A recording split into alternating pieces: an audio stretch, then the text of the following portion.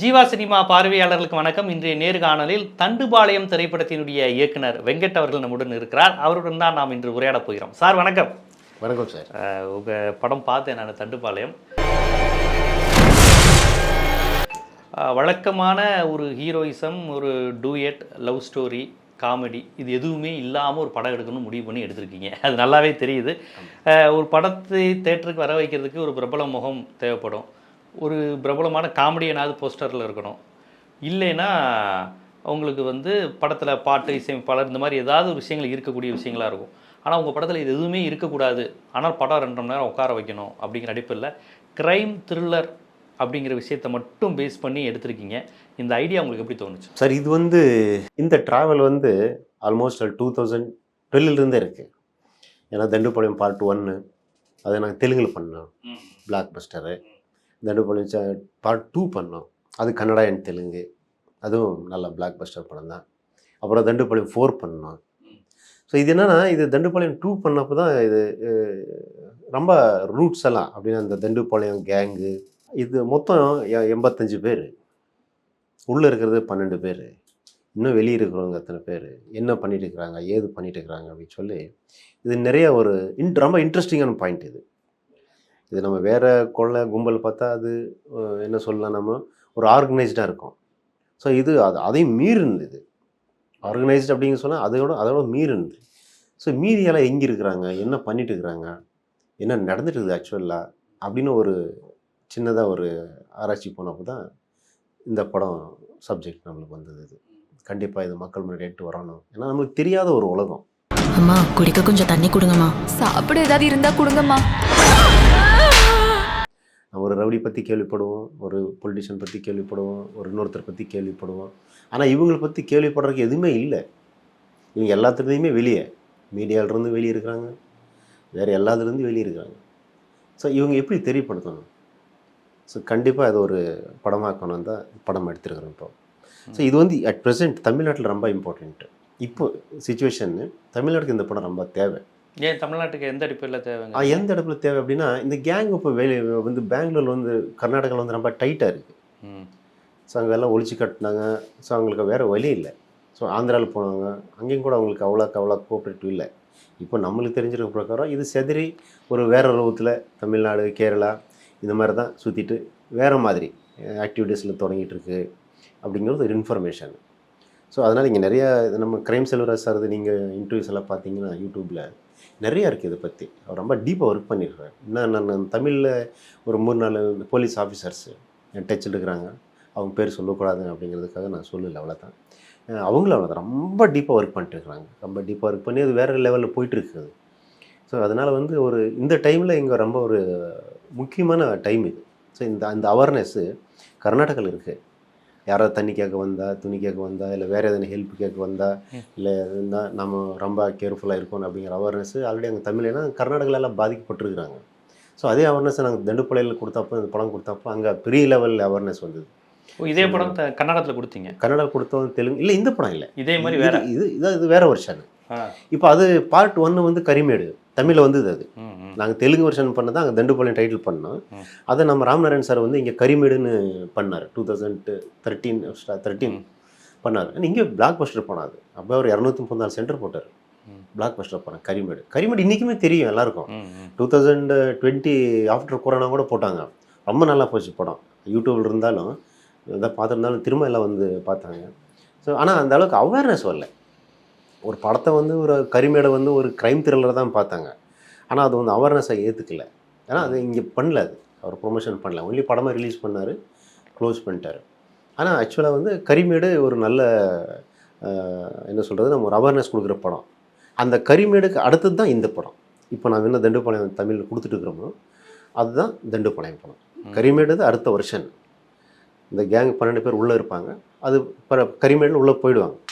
So உள்ளே போன பிறகு என்ன ஆச்சு, என்ன நடந்துக்கிட்டு இருக்குது அப்படிங்கிறதான் தண்டுபாளையம் நமக்கு தமிழ் படம். இப்போ இந்த வருஷம் எங்கேயும் இல்லை. இது கன்னடத்தில் தான், கன்னடத்திலும் இல்லை, தெலுங்குலையும் இல்லை, ஒன்லி தமிழ் மட்டும்தான். இப்போ நீங்கள் படத்தில் காமிக்கிற காட்சிகள்லாம் ஒரு ரத்தத்தை உரைய வைக்கிறதுங்கிற மாதிரி அவ்வளோ ஒரு பகீர்னு இருக்குது பார்க்கும்போதே. இது இது வந்து உண்மையில் நடந்த சம்பவத்தின் அடிப்பில் எடுத்ததுன்னு போட்டிருக்கீங்க. உண்மையிலே இந்த மாதிரி நடந்தது? அப்படி ஒரு குழு இருக்குது, ஒரு கூட்டம் நடந்து தண்ணி கேட்குற மாதிரி கேட்டு இந்த மாதிரி கழுத்து இருக்கிறது, கொடூரமாக பாலியல் வல்லுறவு காட்சிகள் இதெல்லாம் நடந்திருக்கா உண்மையிலே? இதுக்கு இன்னும் மோசமாக நடந்திருக்கு. அப்படியா? நீங்கள் காமிச்சதோட மோசமாக நடந்திருக்கா? கண்டிப்பாக நம்ம நாமெல்லாம் இது இப்போ அவங்க க்ரைம் பண்ணது எல்லாமே இப்போ நீங்கள் யூடியூப்பில் இருக்குது, கூகுள் இருக்குது, இங்கெல்லாம் நீங்கள் சர்ச் பண்ணி அதெல்லாம் பார்த்தாக்கா நம்ம நைட்டு தூங்க முடியாது. அந்தளவுக்கு கொடூரமாக இருக்குது. நாம் எடுத்துருக்கிறது என்ன ஒரு 7 to 8% அவ்வளோதான். ஆனாலும் அது நான் ஒரு சென்சார் லிமிட்டில் நம்மளுக்கு ஜனங்களுக்கும் பார்க்குறதுக்கு இதுவே ஜனங்களில் தாங்க முடிய மாட்டேங்குது. அப்பாப்பாப்பா அப்படிங்கிறாங்க பார்த்தவங்க, வாழ்க்கையில் இது மாதிரி பார்க்கல அப்படிங்கிறாங்க. ஆனால் இதே நான் அது கொடுத்து ரொம்ப கம்மி தான்.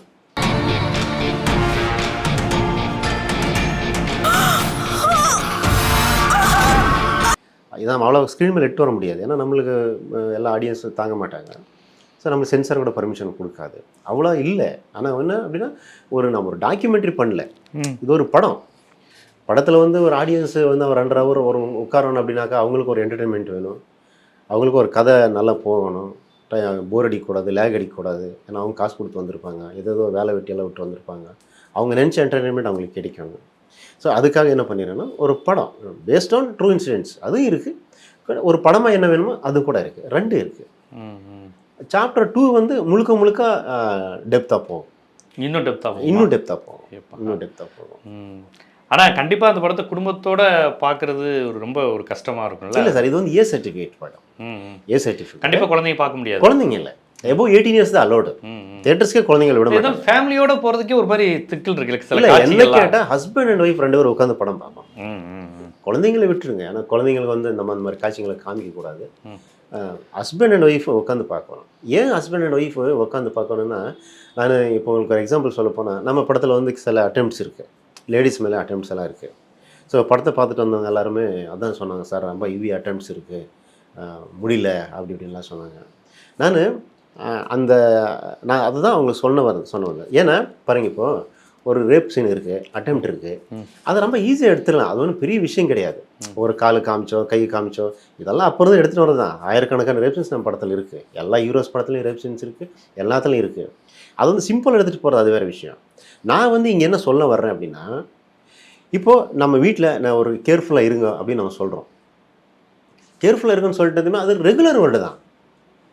கேர்ஃபுல்லாக இருக்குன்னு எல்லாருக்கும் சொல்கிறோம், குழந்தைங்களுக்கும் சொல்கிறோம், அவங்களுக்கும் சொல்கிறோம், இவங்களுக்கும் சொல்கிறோம். அது இந்த காதல் கேட்டு அந்த காதல் விட்டுடுவாங்க, ஓகே அப்படின்னு சொல்லி விட்டுருவாங்க.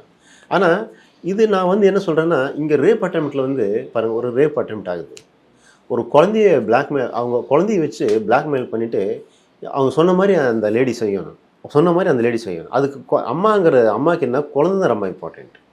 குழந்தைக்கு என்ன ஆகுமோ ஒரு பயத்தில் அது பண்ணுது. நான் அந்த அவங்க சொல்கிறதுக்கு ஓகே பண்ணுறாங்க.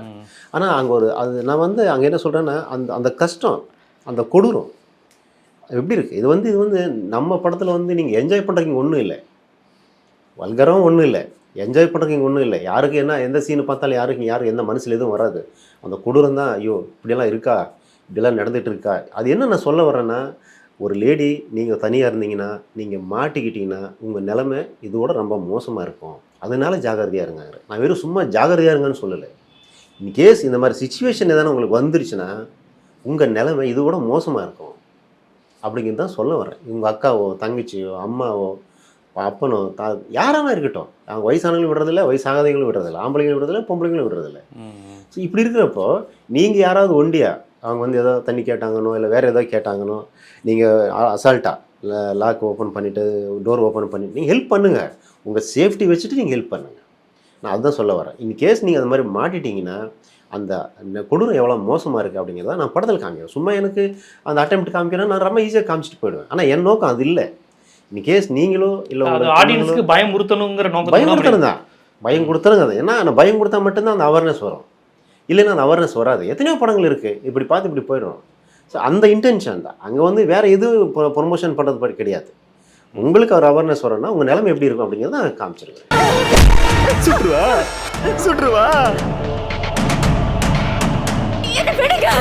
நீங்கள் காமிக்கிற அந்த கொள்ளை கூட்டத்தில் 2 பெண்களும் இருக்கிறாங்க. அந்த பெண்களே போய் அந்த பொண்ணுங்களை ரேப் பண்ணுங்கன்னு சொல்கிறாங்க. ஆமாம், இது எப்படி? அதாவது கொள்ளையடிக்கிற பண ஆசைங்கிறது பெண்களுக்கும் இருக்கும், ஆண்களுக்கும் இருக்கும். இவங்களே போய் ஒவ்வொரு பொண்ணையும் ரேப் பண்ணுங்கடா அப்படின்னு தனக்கு கூட இருக்கிற தன்னுடைய கூட்டாளிகள் வந்து ஒரு பெண்ணை போய் இன்னொரு பெண்ணை ரேப் பண்ணுன்னு சொல்கிற மாதிரி இது அது சினிமா தனத்துக்காக சேர்த்ததா இல்லை உண்மையிலே நடந்ததா? உண்மையிலே நடந்தது. இப்படி பெண்ணே இன்னொரு பெண்ணை ரேப் பண்ணு, கொடூரமாக ரேப் பண்ணி கொலை பண்ணுன்னு சொல்கிறாங்களா? ஆமாம் ஆமாம். புருஷன் முன்னாடியே பொண்டாட்டி முன்னாடியே புருஷன் ரேப் பண்ணுவான், அம்மா முன்னாடியே பையன் ரேப் பண்ணுவான். இது அதுக்கெல்லாம் ஒரு பெண்ணை ரேப் பண்ணுறது அவங்களே ரசிப்பாங்க, ரசிப்பாங்க. இல்லை நடந்திருக்கு இதெல்லாம். சார் யூடியூப்ல இருக்கு, நீங்கள் எடுத்தீங்கன்னா அது எல்லாமே இருக்கு யூடியூப்ல. நான் வந்து சொல்கிறது வந்து நம்ம ஏதோ புக்கு தொடர்றது நம்ம கண் முன்னாடியே இருக்குது. நீங்கள் சும்மா போய் அதை தேடினீங்கன்னா போதும், உங்கள் கண் முன்னாடியே வரும். இது உண்மையாக நடந்து தான், இதெல்லாமே நடந்தா. இப்போ தான் அவங்க ஸ்டைலை மாற்றிருக்கிறாங்க. ஏன்னா போலீஸ் எல்லாம் அலர்ட் ஆகிடுச்சு, எல்லாத்துக்கும் தெரிய வந்துச்சு, நம்ம அந்த ஸ்டைலில் க்ரைம் பண்ணால் தெரிஞ்சிடும் அப்படிங்கிறக்காக இது மாறி இருக்கு, அவ்வளோதான். ஸ்டைல் மாறி இருக்கு, அவ்வளோதான். ஆனால் இது உண்மையில் நடந்தது. எங்கள் கர்நாடகா இல்லையா, எந்த பகுதியில் நடந்தது? கர்நாடகா, ஆந்திரா எல்லா பக்கம் நடந்திருக்கு சார். சவுத் இந்தியா ஃபுல்லாக நடந்திருக்கு. சில பக்கம் வெளியே வந்திருக்கு, சில பக்கம் வெளியே வரல, அவ்வளோதான். அது வேறு மாதிரி அது கேஸ் டர்ன் எடுத்துருச்சு. ஏன்னா இவங்க பண்ணுறது வந்து எதுவுமே விட்னஸ் கிடைக்காது. இவங்க பேசிக்கலாக வந்து அன்எஜுகேட்டட்ஸ் தான். ஆனால் இவங்க பண்ணுறது எதுவுமே, ஏன்னா இவங்க வந்து லாயருக்கு லா சொல்லிக் கொடுப்பாங்க. இவங்க ஏதாவது கேஸில் மாட்டிட்டா நான் இந்த செக்ஷன் போடு லாயர், நாங்கள் வெளியே வருவோம் அப்படிம்பாங்க. அந்த அன்எஜுகேட்டட்ஸ் தான். ஆனால் செக்ஷன் சொல்கிற அளவுக்கு ப்ரொஃபஷனல்ஸ். ஸோ எதை சொன்னால் நம்ம போலீஸ்கிட்ட மாட்ட மாட்டோம், எதை சொன்னால் நம்மளுக்கு பெயில் கிடைக்கும், எது சொன்னால் நம்ம வெளியே வரலாம், எதை சொல்லக்கூடாது, உயிரே போனாலும் எது சொல்லக்கூடாது அப்படிங்கிறது எல்லாம் அவங்க நல்லா தெரியும். அந்தளவுக்கு ப்ரொஃபஷனல்ஸ். இப்போ அவங்க இன்னும் இருக்கிறாங்க அப்படிங்கிறது இது பர்டிகுலராக இங்கே தான் இருக்கிறாங்க, இப்படி தான் இருக்கிறாங்க அப்படிங்கிறது இன்னும் யாருக்கும் தெரியாது. ஆனால் இருக்கிறாங்க அப்படிங்கிற சந்தேகம் எல்லாருக்கும் இருக்குது. இப்போ இவர்கள் மீது இதுவரையும் வழக்கு போட்டு கைது செஞ்சு இவர்களுக்கு தண்டனைலாம் எதுவும் கிடைச்சிருக்கா? கிடைச்சிருக்கு. ஆனால் ஒன்று ஆயுள் தண்டனை இல்லையா? ஆயுள் தண்டனை கிடைச்சிருக்கு, மரண தண்டனை கிடைச்சிருக்கு. அதுதானே நிறைவேற்றப்பட்டு இப்போ இல்லை கிடைச்சிருக்கு, எல்லாம் அப்பீல் போயிருக்கு. அப்பீல் போய் இருக்குது. அப்போ கேஸ்னா அப்போ நீங்கள் படத்தில் காமிச்ச வழக்கு நடைபெற்று கொண்டு இருக்கு. ஆமாம் ஆமாம். ஓ, இதில் ஷாக்கிங் நியூஸ் என்ன அப்படின்னா நிறைய கேஸில் அவங்க அக்யூட் ஆகிட்டாங்க. விடுதலை ஆகிருக்காங்க. இன்னும் கொஞ்சம் கேஸ் தான் இருக்குது. அது எந்த அளவுக்கு ஸ்டாண்ட் ஆகும் தெரியாது.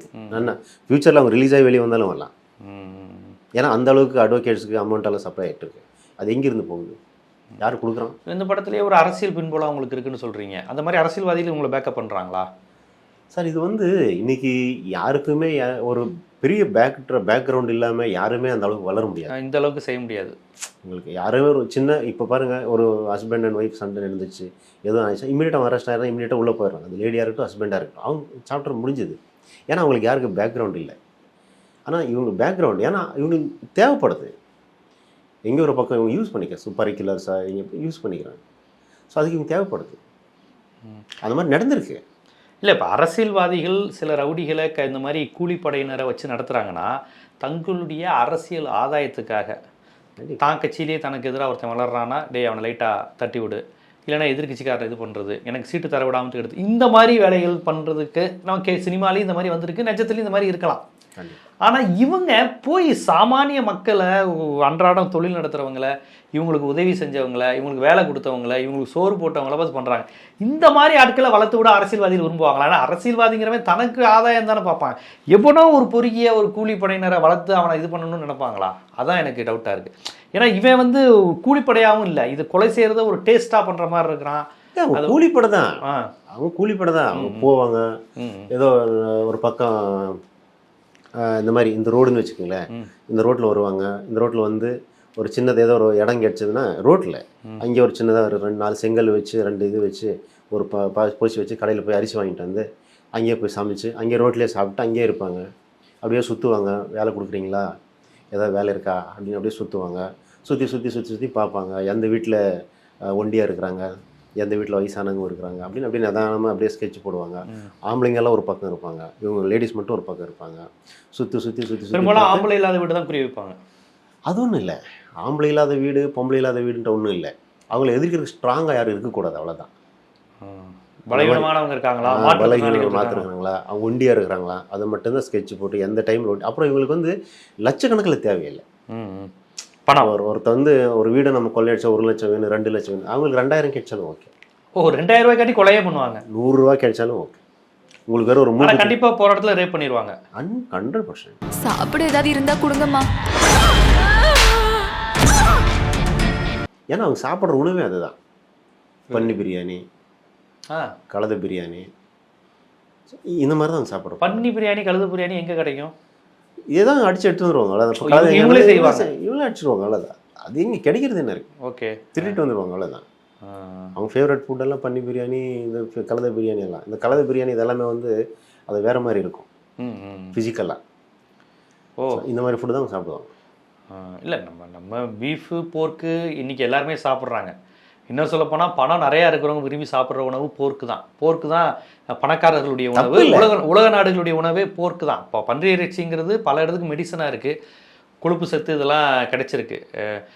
மாட்டு இறைச்சியை விட பன்றி இறைச்சி ரொம்ப டேஸ்டானதுன்னு சொல்லக்கூடியவங்களாம் அதிகம் இருக்காங்க. ஊட்டியிலலாம் பன்றி இறைச்சிங்கிறது ரொம்ப சர்வசாதாரணம் ஃபாரினர்ஸு உலக நாடுகளில். ஆனால் இவங்க வந்து பன்னி பிரியாணிங்கிறது நம்ம கேள்விப்பட்டதில்லை. பீஃப் பிரியாணி மட்டன் பிரியாணி கேள்விப்பட்டிருக்கோம். பட் அப்படி ஒரு செஞ்சிடறாங்க அவங்க. ஆமாம், அவங்களுக்கு கலந்த பிரியாணி ரொம்ப ஃபேவரெட். ஓ, அது நீங்கள் கரிமேடில் இருக்கும் கழுது பிரியாணி இருக்கா, கிடைக்குது. கழுதி போட்டு அறுப்பாங்க பாருங்க ஓப்பனிங். ஏன்னா இந்நேரம் அப்படி ஒரு சாப்பாடு பொருள்லாம் எல்லாருக்கும் பரவி இருக்குங்களே.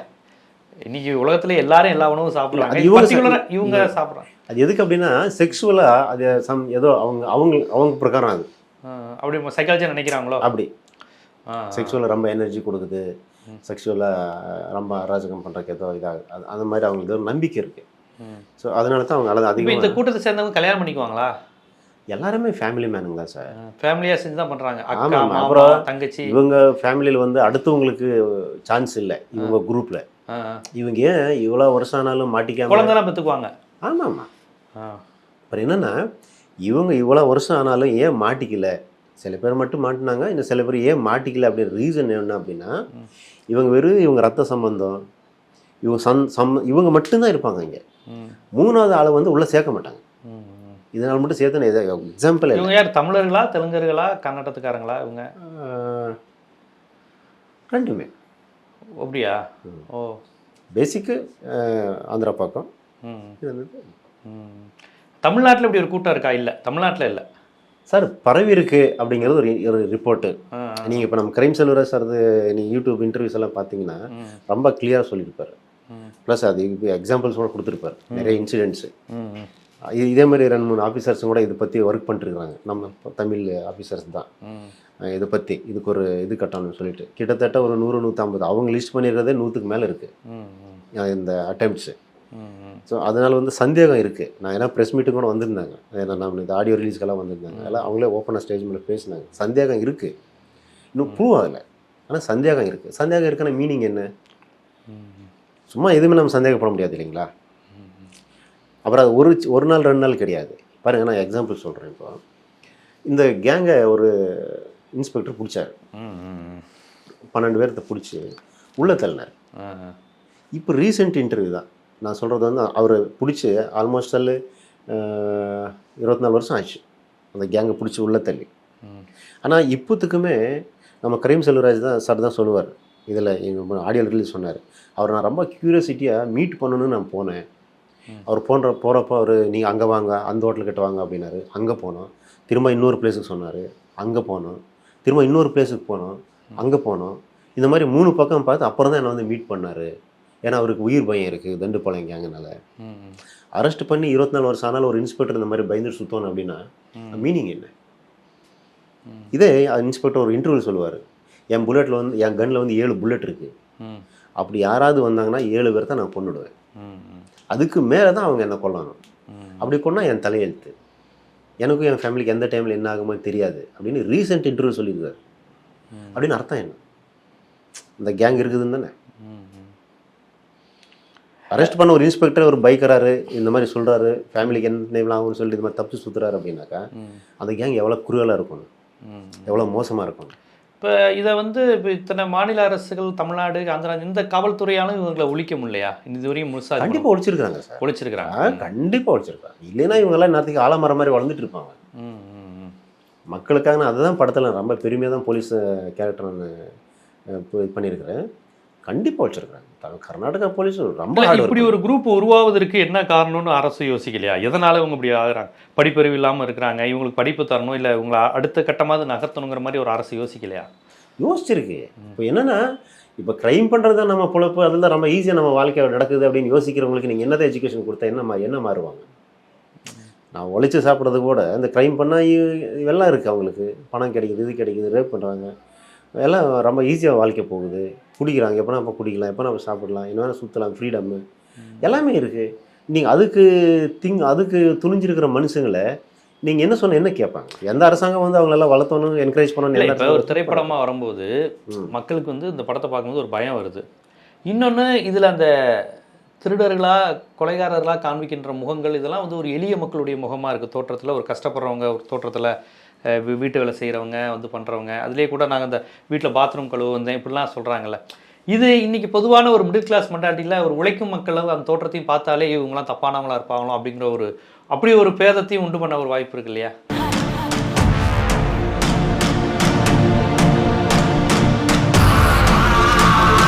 கண்டிப்பாக. ஆனால் நான் சொல்கிறது வந்து அது உங்களுக்கு வேணும்னு தான் சொல்கிறேன். நான் வந்தாங்க, பாத்ரூம் கலவரன்னு வந்தாங்க, சந்தோஷம். ஆனால் நீங்கள் அவங்கள வந்தாங்கன்னு சொல்லி நீங்கள் டோர் ஓப்பன் பண்ணி விட்டு நீங்கள் ஒண்டியாக இருக்கும்போது ஏன் அலோவ் பண்ணுறீங்க? ஃபார் எக்ஸாம்பிள் நான் சொல்கிறேன், நீங்கள் ஒண்டி தான் இருக்கிறீங்க அப்படின்னா நீங்கள் வீட்டில் 2-3 பேர் இருக்கிறப்ப வர சொல்லுங்கள், நாளைக்கு வர சொல்லுங்கள், நாளைக்கு வர சொல்லுங்கள். ஃபர்ஸ்ட் உங்கள் சேஃப்டி நீங்கள் பாருங்கள். நீங்கள் பாத்ரூம் கலவுறாங்க, அவங்க ஏழை மக்கள் தான் அப்படின்னு சொல்லி அது ஒன்று நீங்கள் இவங்க அப்படி தான் பண்ணது. தண்ணி கேட்டாங்க, குழந்தைக்கு பால் வேணும்னு கேட்டாங்க, அப்படி தான் உயிருங்க போச்சு. கிட்டத்தட்ட ஒரு 350 பேர் இறந்துட்டாங்க. அது ரொம்ப கொடூரமா. பால் கொடுக்குறதுக்கு போய் தண்ணி கொடுக்குறதுக்கு போய் தான், வேற ஒன்றும் இல்லை. நான் வந்து அதுதான் நான் சொல்கிறது, நீங்கள் வந்து ஹியூமனிட்டி காமிங்க, வேலை கொடுங்க. எல்லாருமே திருடுற நான் சொல்லலை, ஆனால் உங்கள் ஜாக்கிரதை உங்களுக்கு இருக்கட்டும். பாருங்க சார், இது வந்து நான் படத்தில் சொல்கிறது இதுதான். எல்லாமே வந்து தண்டுபாளையம் கேங்கே பண்ணணுன்ட்டு ஒன்றும் இல்லை. அந்த தண்டுபாளையம் கேங் மாதிரி வேற மனுஷன் இருக்கலாம்ல, நம்ம வீட்டுக்குள்ளே இருக்கலாம்ல, நம்ம வீட்டு வெளியே இருக்கலாம்ல. அதுக்கு தான் ஜாக்கிரதையாக இருக்குன்னு சொல்கிறேன். நான் வந்து சொல்கிறது, நான் படம் எடுத்துறது வந்து தண்டுபாளையம் கேங்கே வருது, உங்களை தேடி வருது, தண்டுபாளையம் கேங்கே உங்களை கில் பண்ணுது, அதை நான் சொல்லலை. தண்டுபாளையம் கேங் இருக்கலாம், இல்லை தண்டுபாளையம் கேங் மாதிரி இருக்கலாம், வேற கேங் பண்ணலாம், அது அந்த பேரில் இல்லை. அந்த மைண்ட் செட் இருக்கிறவங்க யாரானா இருக்கலாம். இப்போது ரோட்டில் சுற்றிட்டு வந்து நான் பாத்ரூம் கழுவுறேங்க அப்படின்னாக்கா அவன் முன்ன தெரியாது பின்ன தெரியாது, யாருன்னே தெரியாது. அவன் ஒருத்தன் இதுக்காக வந்திருக்கிறான் அப்படிங்கிறதுக்காக நீங்கள் வீட்டுக்குள்ளே அலோவ் பண்ணலாமா? ஒண்டியாக இருக்கிறப்போ அவன் நல்லவனா கூட இருக்கலாம், இல்லை நான் சொல்லலை.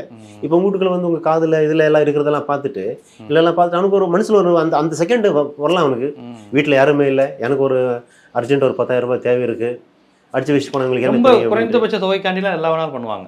10,000, 15,000, 2,000, 3,000. சார் இப்போ இந்த சிச்சுவேஷன் அப்படி இருக்கு. ஆஃப்டர் கொரோனா எல்லாரும் சிச்சுவேஷன் எப்படி இருக்குதுன்னா ஒரு 10,000 ரூபாய்க்கு ரொம்ப கஷ்டப்படுற நிலைமை இருக்கு. ஸோ அதனால என் மனுஷன் எந்த டைமில் என்ன யோசிப்புன்னு சொல்ல முடியாது இல்லை, எந்த டைமில் எந்த மாதிரி வேணால் யோசிக்கலாம் இல்லை. சார் இது நம்ம படத்துக்கு ஒரு எக்ஸாம்பிள் கொடுக்க சொல்ல போனால் பேண்டிட் குயின் ஆல்மோஸ்ட் 25-26 வருஷம் ஆயிருக்குங்களா பேண்டிட் குயின் வந்து. ஸோ பேண்டிட் குயினில் வந்து அவர் எடுத்த காட்சிகள் ஏன் அப்படி எடுத்தார் அப்படின்னா, அந்த பொண்ணு யார் ஹீரோயின் சீமா பிஸ்வாஸ் அதில் ஹீரோயினாக நடிச்சிக்கிறாங்க. ஸோ இவருங்க யார் பூலன் தேவி கேரக்டர் அது. ஸோ பூலன் தேவியை செக்ஸுவலாக எப்படி ஹராஸ் பண்ணாங்க, அந்த பொண்ணு எப்படியெல்லாம் சஃபர் ஆகிருக்கும் அப்படிங்கிற ரீசனுக்காக தான் அதை அப்படியே எடுத்தார். அவர் வேறு எந்த இன்டென்ஷனும் கிடையாது. பூலன் தேவி எப்படி அவர் சும்மா ஏதோ சிம்பாலிக்காக எடுத்துருக்கலாம்.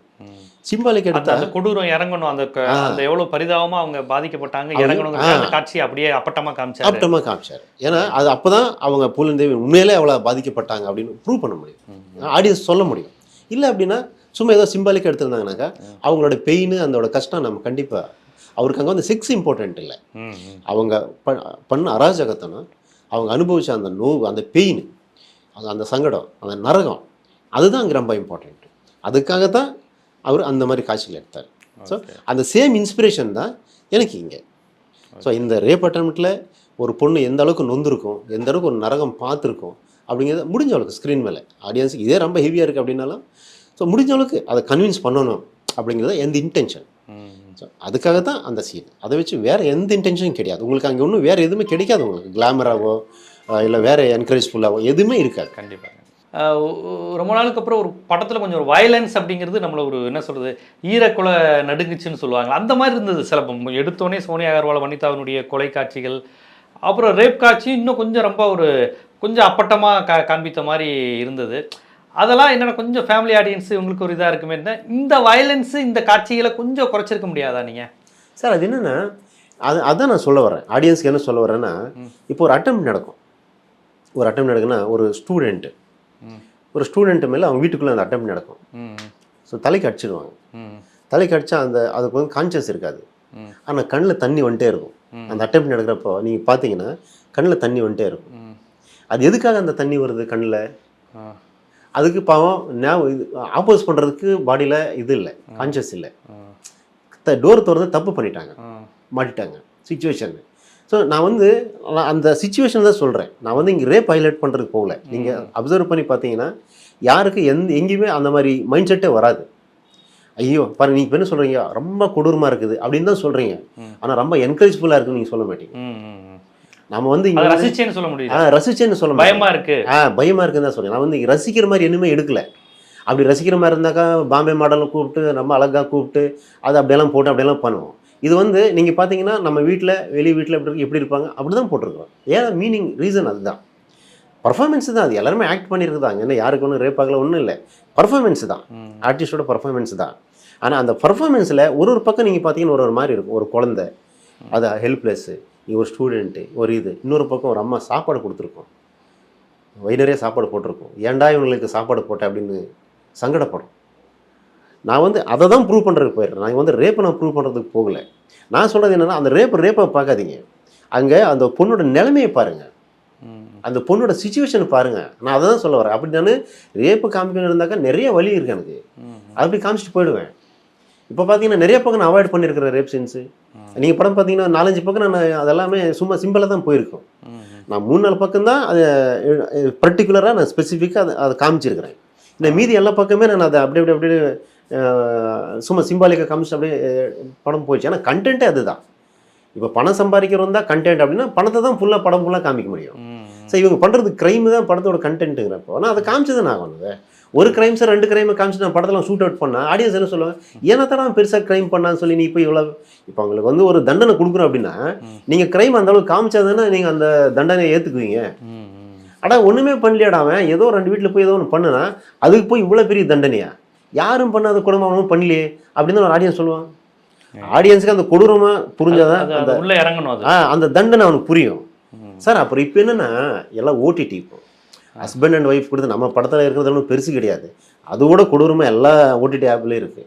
நீங்கள் நானே உட்காந்து பார்த்துருக்கேன், ஹஸ்பண்ட் ஒய்ஃபு பசங்க எல்லாம் உட்காந்து பார்க்குறாங்க, ஈஸியாக ரொம்ப ஈஸியாக பார்க்குறாங்க சேனலில் உட்காந்து. இன்றைக்கி ஆடியன்ஸ் வந்து ரொம்ப இப்போ 90s 80s 70s 80s அந்த ஜென்ரேஷன்னா இது ஷாக்கிங்காக இருக்கும். இப்போத்த ஜென்ரேஷன் வந்து எல்லாமே மொபைலில் பார்த்துருது, எல்லாமே ஓடிடியில் பார்த்துருது. இப்போ நான் அதுபடி வந்து பார்த்தா நம்ம படம் அதெல்லாம் ஒன்றும் பெரிய விஷயமே கிடையாது. கண்டிப்பாக அந்த படம் வந்து பார்த்தவர்கள் எல்லாரையும் ஒரு பகீர் அப்படிங்கிற உணர்வை ஏற்படுத்தும். அது ஐயோ என்னென்னமோ பண்ண போகிறாங்களே, இப்படி இல்லாமல் நடந்துக்கிட்டு இருக்குது அப்படிங்கிற மாதிரியான இது. ஆனால் இது உண்மை சம்பவம்னு சொல்லும் போது இன்னும் பயமாக இருக்குது. கண்டிப்பாக இப்படி ஒரு கூட்டம் இருந்தால் அதை திருத்த வேண்டிய பொறுப்பும் அரசுக்கு, சமூகத்துக்கு இருக்குது. அவர்களிடம் விழிப்புணர்வு பெற வேண்டியது பொது சமூகத்துக்கு இருக்குது. இதை கண்டிப்பாக இப்படி ஒரு விஷயம் இருக்குது, இப்படிலாம் நடந்துக்கிட்டு இருக்குன்னு ஒரு உரையாடலை நீங்கள் தொடங்கி வச்சுருக்கிறதாவே நான் பார்க்குறேன். இந்த படத்தில் வந்த வன்முறை காட்சிகள், அந்த ரேப் காட்சிகள், இது என்ன மாதிரியான உணர்வை ஏற்படுத்துச்சு, இது தேவையா, இது எதனால் வச்சீங்க? ஏன்னா அது கண்டிப்பாக ஒரு விமர்சனம் வரும், என்னடா இவ்வளோ இதாக இருக்கேன்னு. என்னதான் ஏ சர்டிஃபிகேட் போட்டாலும் 18 வயசுக்கு மேலே உள்ளவனுக்கும் அந்த செக்ஸ் காட்சியும் அந்த கொலை காட்சியும் பார்க்கும்போது ஒரு மாதிரி பகீர்னு தானே இருக்கும். ஸோ இப்போ என்னென்னா அதை தவிர உள்ள ஒரு நல்ல கதை இருக்கு, வேறு அது மட்டும் இல்லை, உள்ள ஒரு நல்ல கதை இருக்குது, கதை போகும் கூட, நல்ல சஸ்பென்ஸ் இல்லைனாலும் ட்விஸ்டஸ் இருக்குது ஆடியன்ஸுக்கு. நீங்கள் ஒரு சின்ன லேக் ஆகட்டும், நீங்கள் வந்து உட்காந்திங்கன்னா ஃபஸ்ட் ஹாஃப் போகிறதே தெரியாது, செகண்ட் ஹாஃபில் வந்து அது படம் எவ்வளோ ஸ்பீடாக போகுதுன்னு சொல்லி நம்ம பைலோன் ரங்கநாதன் சாரே சொன்னார். ஸோ ஹெவி ஸ்பீடாக போகும். ஸோ அதனால் வந்து ஒரு டிஃப்ரெண்ட்டான வித்தியாசமான ஒரு ஸ்க்ரீன் பிளே, ஒரு வித்தியாசமான ஒரு கண்டென்ட்டு, ஒரு வித்தியாசமான ப்ரெசன்டேஷன். இப்போது நம்ம தமிழில் வராத படங்கள் இல்லை, வராத எக்ஸ்பெரிமெண்ட்ஸ் இல்லை. ஆனால் இப்போ வந்து நம்ம தமிழ்லேயே இந்த மாதிரி ஒரு படம் நம்ம பார்க்கல அப்படின்னு சொல்கிறாங்க ஆடியன்ஸ் அப்படின்னாக்கா, ஸோ அது ஒரு டிஃப்ரெண்ட்டான ஒரு எக்ஸ்பெரிமெண்ட்டு தான். கண்டிப்பாக ஒரு படம் குறித்த விவாதம், உரையாடலை மற்றவங்க உட்காந்து பேசுகிறத விட அந்த இயக்குனரிடமே உட்காந்து என்ன சார் என்ன நோக்கம், என்ன சார் இப்படி இருக்கே, என்ன சார் இதாக இருக்கே, என்ன நோக்கம் சார், பின்னணி என்னங்கிறத ரொம்ப விரிவாக நம்ம ஆடியன்ஸ். இந்த படத்தில் வந்து ஆர்ஆர் ஆகட்டும், இதெல்லாம் வேறு லெவலில் இருக்குது. ஆக்சுவலி அந்த ஃபீலு நான் வேணும்னா அந்த எக்ஸ்பீரியன்ஸ் கொடுக்கணும் தான் ஆடியன்ஸுக்கு வந்தவங்களுக்கு, அந்த புது எக்ஸ்பீரியன்ஸ் க்ரியேட் பண்ணணும் தான் ரொம்ப ஹார்ட் ஒர்க் பண்ணியிருக்கிறேன். ஸோ அவங்க வந்து அந்த தியேட்டரில் பார்த்தா மட்டும்தான் அந்த ஃபீல் கிடைக்கும் அவங்களுக்கு. நாளைக்கு அது வேறு பக்கம் பார்க்கலாம், ஓடிடியில் பார்க்கலாம், அங்கே பார்க்கலாம், இங்கே பார்க்கலாம், அந்த ஃபீல் கிடைக்காது. சும்மா ஒரு காட்சியாக தான் இருக்கும். இன்றைக்கி கேஜிஎஃப் ஏன் நம்ம அந்தளவுக்கு ரசித்தோம், இப்போ நம்ம அதை தியேட்டரில் ரசிக்கிறதுக்கும் நம்ம ஓடிடியில் ரசிக்கிறதுக்கும் ரொம்ப வித்தியாசம் இருக்குது. ஸோ இந்த படம் வந்து கண்டிப்பாக தியேட்டரில் ரசிக்க போகிற படம்.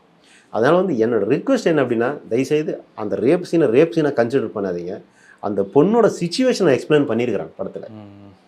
ஏன்னா இப்போ வந்து ரொம்ப யூத்ஸு ஜென்ரேஷன்ஸு எல்லாருமே ரொம்ப அட்வான்ஸ்டாக இருக்கிறதுனால ரொம்ப தைரியமாக, ஏன்னா இதை வந்து நான் இதுக்கு முன்னாடி பண்ணியிருக்க முடியாது. இப்போ எல்லாரும் ரொம்ப அட்வான்ஸ்டாக இருக்கிறதுனால, எல்லாருக்கும் தெரிஞ்சிருக்கிறதுனால, ஸோ இது தப்பு இல்லை. ஸோ எல்லாருமே ஆல்ரெடி ஓடிடியில் இதெல்லாம் நிறைய பார்த்து பழகப்பட்டிருக்கிறதுனால, ஸோ இந்த காட்சிகள் வந்து தப்பு இல்லை அப்படிங்கிறதுனால அந்த பொண்ணோட சிச்சுவேஷன் தான் நான் எக்ஸ்பிளைன் பண்ணியிருக்கிறேன். படம் பார்க்குறவங்க வந்து அதை ரேப் சீனாக கன்சிடர் பண்ண வேண்டாம். கண்டிப்பாக அங்கே மாட்டுனா அந்த பொண்ணோட சிச்சுவேஷன் என்ன அதை மட்டும் கன்சிடர் பண்ணுங்க. அதுதான் என்னோட ரிக்வெஸ்ட்டு. அதுதான் அந்த சீன் வச்சிருக்கிறதே நான். கண்டிப்பாக இந்த படம் ஏற்படுத்திய பார்த்தவர்களுக்கு ஏற்படுத்திய அதிர்வுகள், அதற்கான பின்னணி என்னங்கிறத இயக்குனராக ஒவ்வொரு சீனையும் எப்படி எடுத்தீங்க, உண்மை சம்பவம் இது என்ன நடந்துக்கிட்டு இருக்குங்கிறத மக்களுக்கு எடுத்து சொல்லியிருக்கீங்க. படம் வந்ததுக்கப்புறம் மக்கள் என்ன சொல்கிறாங்கன்னு பார்ப்போம். ஏன்னா ஒரு டைரக்டர் நீங்களே எல்லா விஷயங்களையும் எடுத்து சொல்லியிருக்கீங்க. கண்டிப்பாக இது படத்தில் டைரக்டர் நான் தான், ப்ரொடியூசர் நான் தான். ஆமாம், தயாரிப்பாளர் இயக்குனருங்கிறனால அந்த படத்தினுடைய எல்லா ரெஸ்பான்சிபிலிட்டியும் உங்களுக்கு தான். கிரெடிட்டு, ரெஸ்பான்சிபிலிட்டி, லயபிலிட்டி எல்லாமே உங்களுக்கு இருக்குதுனால உங்களை கூப்பிட்டே ஒரு உரையாடல் நிகழ்த்தியாச்சு. என்னோட சார் இன்னொன்று என் கூட கேடி நாயக்கன்னு சொல்லி என் உயிர் நண்பர், அவர் நாங்கள் 2 பேரும் சேர்ந்த படம் இயக்கிறோம், 2 பேரும் டைரக்ஷன் பண்ணியிருக்கிறோம். கண்டிப்பாக உங்களுடைய திரைப்படம் குறித்து ரொம்ப விரிவாக கருத்துக்களை பதிவு செய்ததுக்கு மிக்க நன்றி. நன்றி.